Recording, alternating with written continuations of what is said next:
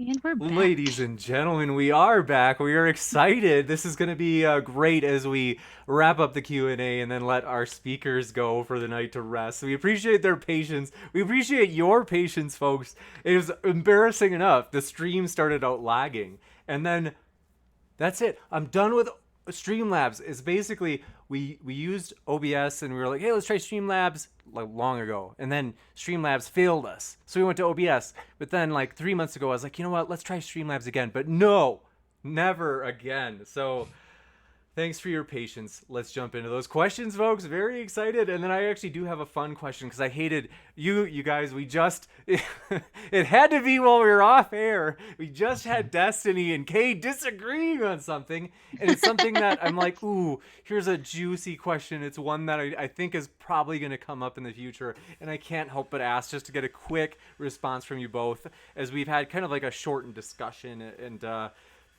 Q&A, but this is a question that in particular with COVID, possibly will there be laws in the future on whether or not a COVID vaccine should be mandatory, and would that be a good thing or a bad thing in when you're weighing all the factors and you're trying to kind of balance them all out? Yeah, obviously, as we were kind of just talking about, like I'm generally pro-vaccine. As for whether or not it's mandatory, I mean that super depends on the effectiveness and the severity of SARS-CoV-2 or similar diseases being in the United States, or similar viruses being in the United States. Like if it comes that like every single year we're having another 100 to 150,000 people dying, seems like a thing that probably like fuck it. Like if you want to work, you should have this vaccine. Otherwise, you're ruining things for everybody. Um, so yeah, I mean, it's going to depend on the severity of the illness. Yeah, I agree on that. I think that as a libertarian and as a particularly as a mom, I think I see the idea of mandatory vaccinations as something it's very scary and can lead to some very questionable issues. I don't want the government having the power to tell me what I have to inject into my children or into myself. But I think that whenever it comes to down to, I think it has to be deliberated based on the individual illness. I mean, the smallpox vaccine was mandatory because people were dying by the hundreds of thousands, just wiping people out. And I think that whenever it comes to COVID-19, I think you're going to see a significant more pushback if they try to mandate the vaccine, mainly because of how it was handled by the government and the issue of the numbers being way bigger than they were. The numbers that they were giving us turned out to be completely overblown, and we didn't see the death rates at where they were. And I think that they're going to see significant more pushback because people aren't super trusting of what the government is saying we do and do not need.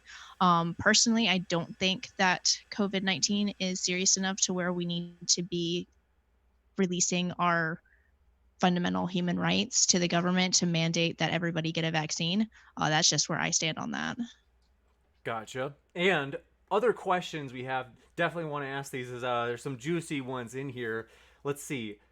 Appreciate. Thanks so much. Luis Ramiro asked, the numbers were in fact underrated. So I think they're talking about COVID cases or deaths. They said the 1.5 must be cases. The 1.5 to 2 million people was if we decided to do nothing and let horde immunity dictate the course. Our leaders have shifted the numbers from 50,000 to 75,000, and now they're saying 135,000.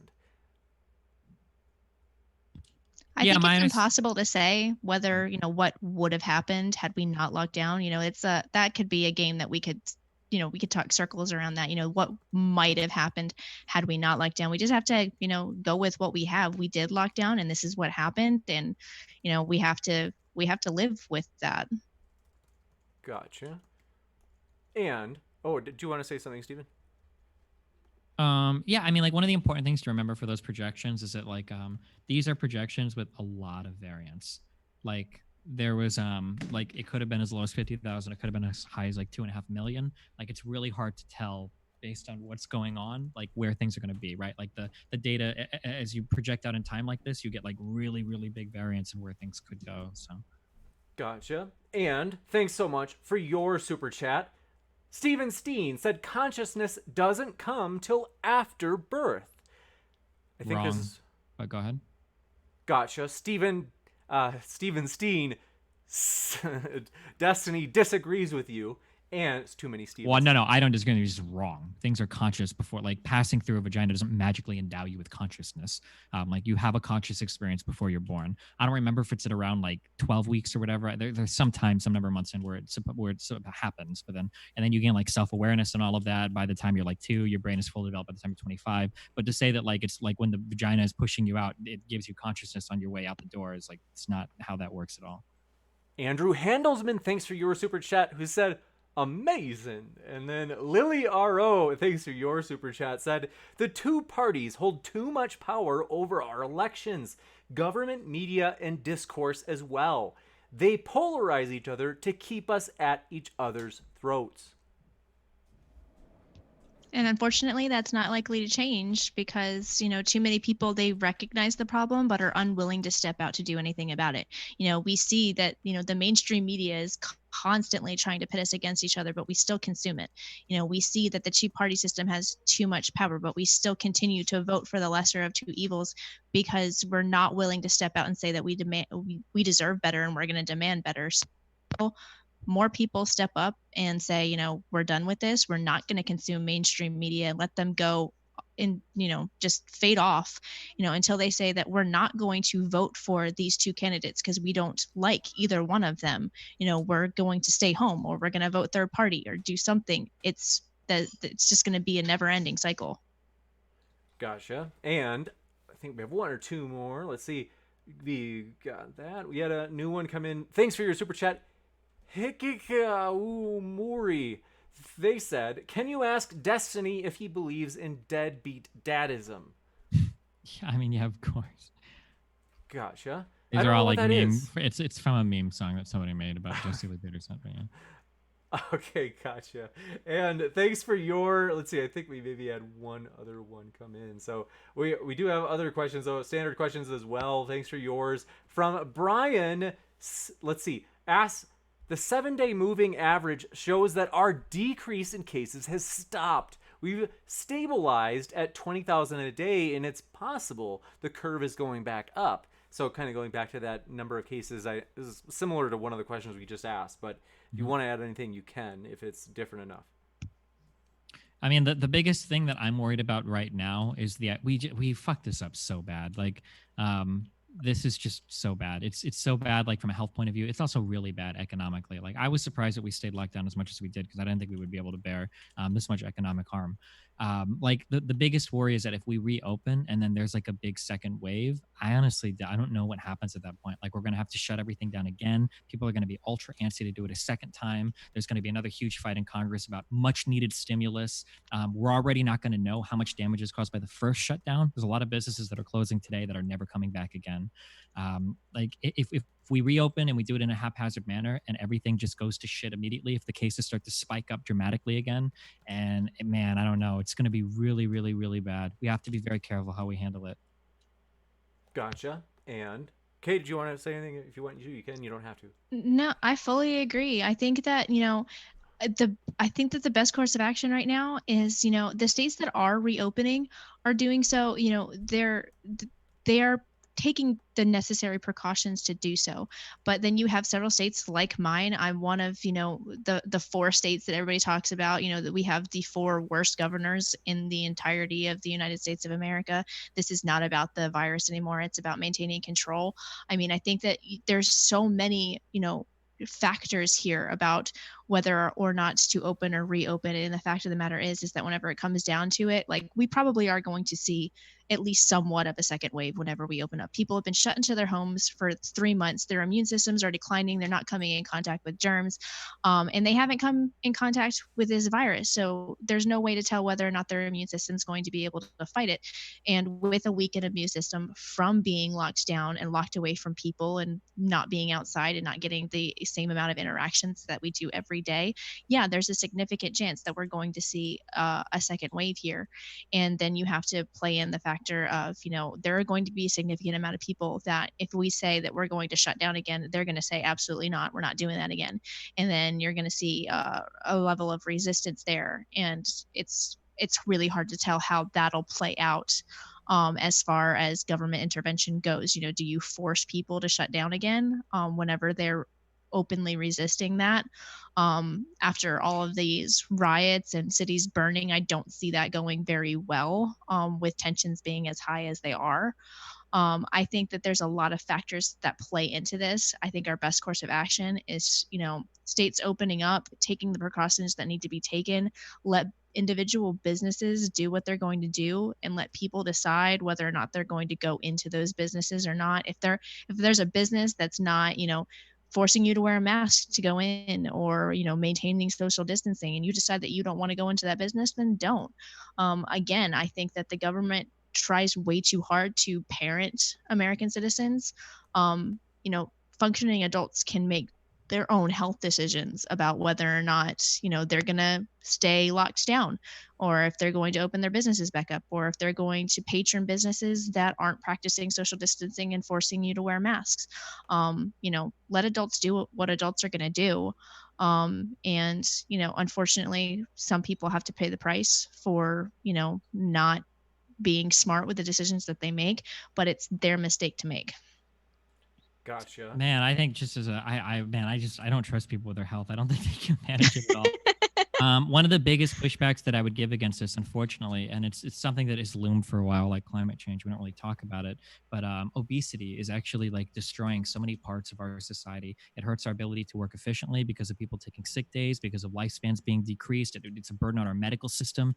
It causes disproportionate spending on bad goods and services. The way that we treat our health in the Western world, also, it's not an American problem; it's a Western world problem. I think that obesity is like a key example that like people have very bad risk reward factories in their brain that aren't churning out like optimal decisions. And I think it's like a big crash course. I mean, arguably, we've already crashed in the United States in regards to how we approach our health. Like, if you were to ask somebody today, would you rather have AIDS or would you rather be fat and have diabetes? I think every single person would be like, I'd much rather be fat and have diabetes. Diabetes knocks 10 years off your lifespan, and HIV doesn't impact it at all anymore. Like, people have no idea how bad it is to be diabetic. And like, man, it's like 80% of people in the United States now are overweight, 60, 70% in the UK and Germany and France and Italy, like all these other countries having these huge problems. It just doesn't seem like people could manage certain things given the perverse incentives we have to sell things to you that are bad for you, right? Like, candy bars taste good. Government doesn't tell us not to. Well, we're going to sell a fuck ton of candy bars. People are going to eat themselves into an early grave. And then we all have to pay the cost for it, which is the worst part. Well, arguably people dying, and that are probably the worst part, but depending on the look you take on it. Yeah, Gotcha. but I would argue like that stems from this whole idea that, people just want other people to make the decisions for them and tell them what is and is not good. They rely too heavily on the government to say, candy bars are bad for you and they're going to make you fat and you're going to be overweight and you're going to suffer long-term effects from being overweight, instead of pushing out an adult population that is taking responsibility for their own actions. And unfortunately, as much as we like to say we live in a free society, but too often we pick up the slack for people that aren't making good decisions. It's like, yeah, you really effed up here, but it's okay. We're going to take care of it for you. If you drink yourself to near death where your liver is completely shut down and you need a new one, you shouldn't be allowed to get on the transplant list when there are perfectly healthy people that are living perfectly healthy lives that unfortunately their livers aren't working properly and they need a new one. I think that too often we are, as a society, we step in and coddle full grown adults for the decisions that they made that put them in the position that they're in. And it's become a way of life in the first world countries. This is something that like I used to want to agree with this, but I feel like if you're a little bit critical about this for a while, I feel like it becomes pretty untenable very quickly. So like, the idea that we hold people responsible for their health is a really difficult thing to go on. We can use like obesity as an example. The only number I've seen on this is, I think if you are at an obese BMI, you have less than 1% chance to ever return to a normal weight in your entire life, like to get back into a normal BMI range. Like it's that hard once you've gotten obese to get back. There are people that reach obese levels of BMI before they're even 14 years old, right? Like realistically, we're not going to blame like a 9-year-old for, we're not going to blame a 6-year-old for being overweight, or 9-year-old for being overweight, or a 12-year-old for being obese. Like if they've been fed that way their whole lives. So it seems kind of shitty that like, well, now you're, 35 and you already are, pre-diabetic, have high hypertension. Like, is it your fault? I mean, kind of, but like, damn, you've been like set up to fail like right from the very beginning because of your parents, and now you have to live with those consequences, and you have like such an impossible battle to fight back to get to what is normal, that I don't know, it seems like some third party intervention is pretty important there. Yeah, I would agree with that, but there has to be a limit. Like, unfortunately, we are living in a huge opioid epidemic in the United States, and some start, on drugs whenever they're kids. Their parents, their older friends, loved ones get them hooked on drugs whenever they're kids, and then they grow up into society, they become adults, and they're still addicted to drugs. I mean, there comes a point where you do have to take a certain level of responsibility for your continued actions of, your problem that puts you in the situation that you're in. It's like, I think that argument is too often used to excuse bad behavior as well. I mean, like, people that grow up impoverished, I grew up in poverty. My parents were, dirt poor, and so I just didn't break the cycle. It's just, I was handed a bad lot, so I should be able to live on welfare for the rest of my life because I was born into a poor home.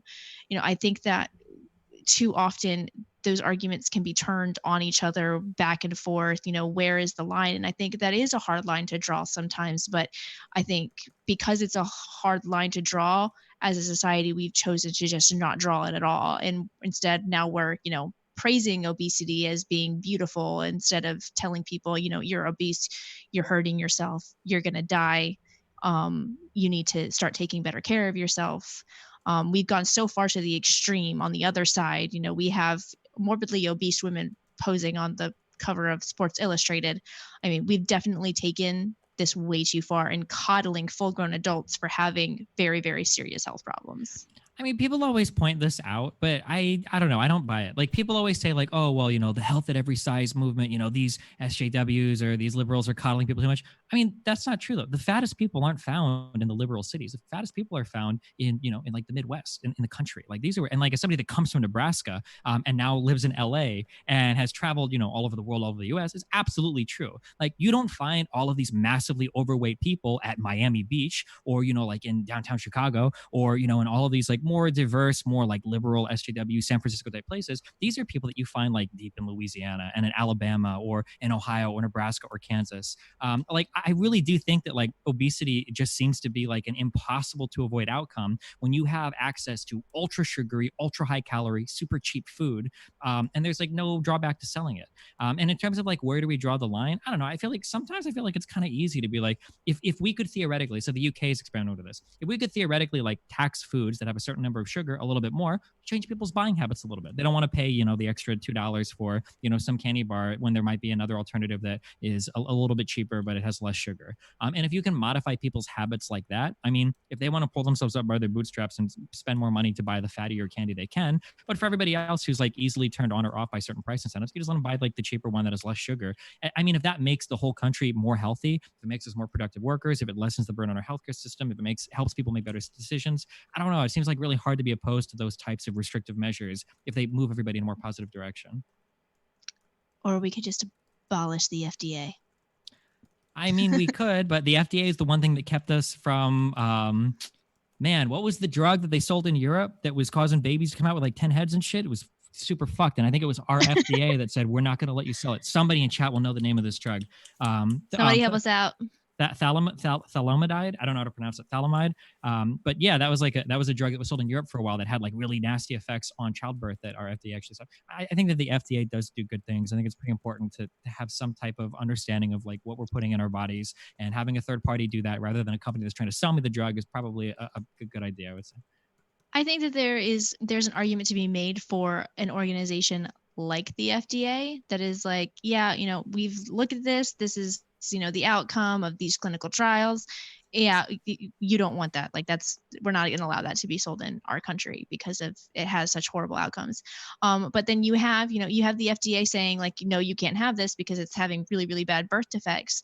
But we're going to put all these regulations on, selling the healthy food. The healthy food's going to be more expensive, so people are going to buy the cheap, crappy stuff, and we're not going to do anything about, the massive levels of high fructose corn syrup, even though we know all the horrible things that does to children's bodies, all of these dyes, these sugars, these additives that are just being pumped into our kids system, that is definitely the leading factor in childhood obesity.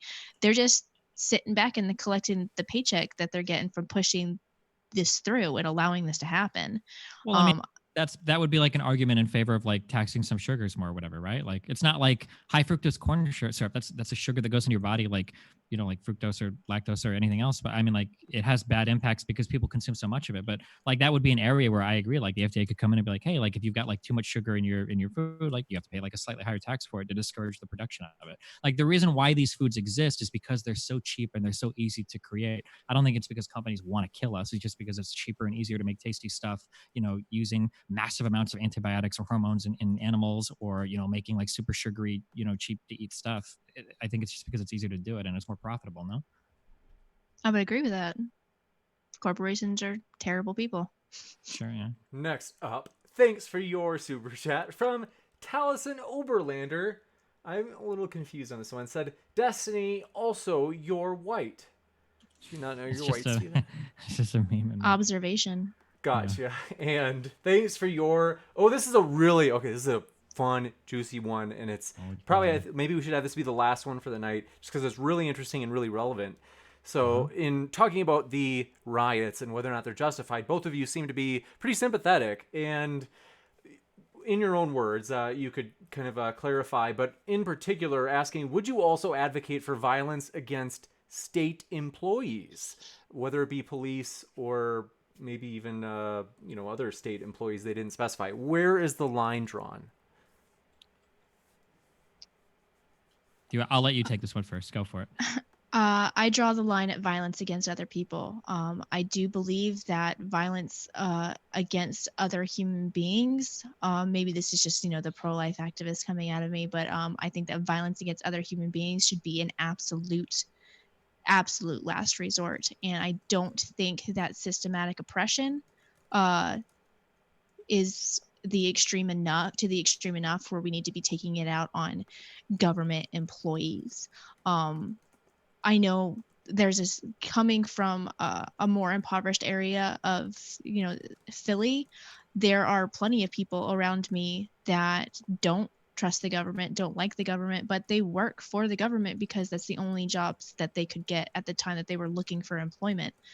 There are plenty of incentives to work for the government, and for impoverished people, those incentives are sometimes worth it.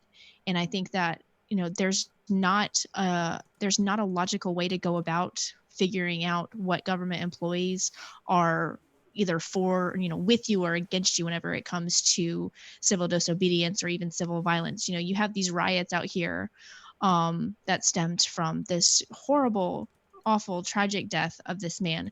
Then you go into a city like mine, and there's government employees standing on the street. Are you going to question each and every individual one to get their opinions on this man's death before you execute them?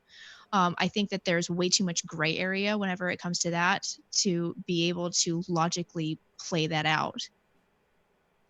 Gotcha. And then, Steven, if you want to respond, you can. You don't have to. Yeah, I mean, I agree. Like, I think that there are levels of responsibility that you could probably get into. So for instance, like I don't think I would hold like somebody that works like that does like paperwork at a police department at the same level of responsibility that I might hold like the mayor. Right. So I mean, like different arguments would obviously be tailored to the actual public official and the hand that they had in crafting some particular policy, maybe. But I think that once you start getting into, I look at more, I would look at it from a pragmatic effect and from a moral effect. Morally, you probably could justify violence against certain individuals. Like if you have a family member who literally gets killed by a police department because of a policy crafted by like a certain mayor, I mean, like you have legitimate grievances there that are pretty hard to argue against. But from a pragmatic point of view, Most of the people that have these problems belong to like oppressed or minority classes. If it turns into like an all-out war or genocide, you're not going to be on the winning team. So like I don't think it's smart or good from a political point to like start killing public officials or start killing people that might be involved in this, because if we start like dishing out, you know, like the big like violent actions, I think that like you might get a genocide there that goes in the wrong direction or whatever. Instead of like genociding bad public officials and horrible policy decisions, like people might just start killing black people in the street, you know, indiscriminately or something. Like you have to be really careful with that, I think. Gotcha. And with that, we'll wrap up. I want to say, I forgot to mention earlier, thanks for subscribing. Vince Vaughan, saw that pop up on the screen. Glad to have you. And also, want to let everybody know there, whether you be libertarian, leaning left, gay, straight, Christian, atheist, you name it, no matter what walk of life you come from, we do hope you feel welcome here. And with that, we just want to say thanks so much for being here, hanging out with us. And thanks so much to our guests for making this a fun time. It's been a really interesting conversation. So they're linked in the description, folks. So if you're listening and you're like, I like that, you can hear plenty more where that came from by clicking on those links that I put in the description just for you. So thanks again, Stephen and Kay, for being with us tonight. It's been a pleasure. Yeah, thanks for having me. Thank you so much. Absolutely. And folks, just because we had the stream split in half, very embarrassing, we are going to basically, we'll set them both on private. I'll stitch them together and re-release this discussion and Q&A in full in one video, probably later tonight before bed or early tomorrow morning. So thanks so much for hanging out with us. Keep sifting out the reasonable from the unreasonable. Take care, everybody.